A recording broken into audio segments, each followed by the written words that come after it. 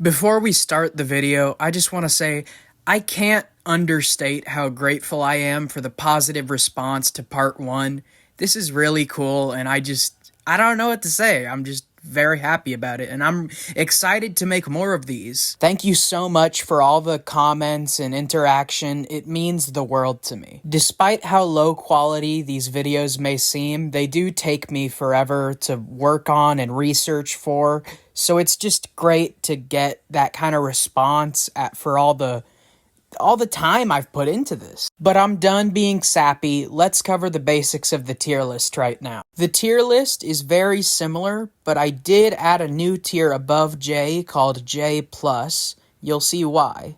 Also, I've cleaned up the roster of characters who are on the tier because nobody really cares about, Padme scaling.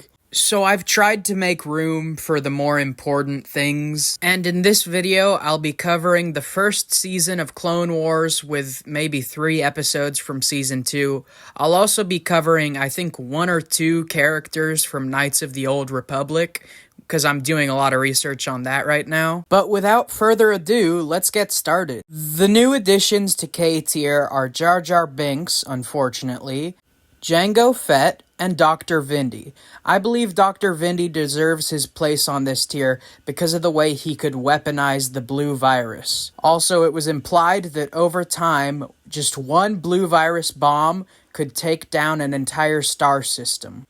I've done a lot of cleanup on J tier, and I think it's looking a lot better right now.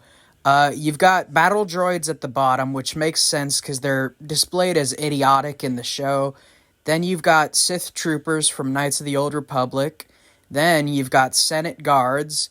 Then you've got clone troopers. Above that would be the B2 battle droids due to their immense strength. And even beyond that, we have the Talz warriors because they were able to take down multiple clones and droids with very, very limited weaponry. As for named characters, Waxer and Boyle were able to fight off a large creature, and they are members of Cody's troops, and they are named clones, so they should just be better than the average soldier character. Slick was able to give Cody and Rex a good fight, but he did eventually lose, which is why he doesn't go up to the next tier. I tier has by far had the most growth. Droid commandos are capable of taking out clones. They're shown as highly intelligent and can even outsmart the clones. Assassin droids were able to give Anakin and Ahsoka a good fight, but they did eventually lose. Rex, Cody, Gree, and Blyze all solidly scale above anyone on the soldier tier, but they're not quite as good as Fordo. Kato was able to knock out Jocasta Nu when she was off guard, and later fight Ahsoka, though she did lose. And finally, Helios 3E gave Anakin a lot of trouble. But Anakin didn't have his lightsaber, so it's not quite as impressive.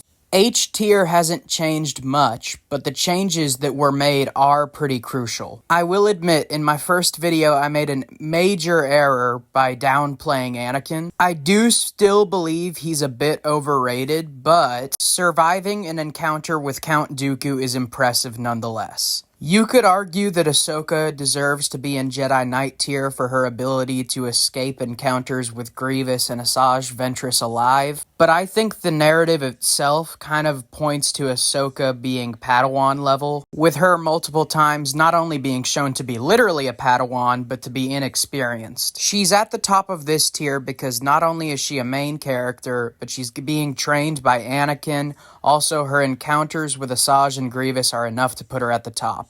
In G tier, we got Nadar, who was able to briefly survive against Grievous and give him a decent enough fight for a Jedi Knight. Then we have Padawan Anakin, who, yes, was able to survive against Dooku. Also, he has that absurd midichlorian count and feels confident enough in himself to disobey Obi-Wan. I might put him even higher later, but for now, I'm gonna be putting him here. Now we have the small but mighty G+ tier. These are characters who I think could kill Jedi Knights, but aren't good enough to beat Jedi Masters. The representative of this tier is the unnamed Dark Jedi from the start of KOTOR. F tier is basically the same with the addition of Luminara, who was at the Battle of Geonosis and also was able to hold her own against Asajj Ventress, though she was on the losing end of that fight. At the top of E tier, we have Kit Fisto, who was able to fight against and was winning against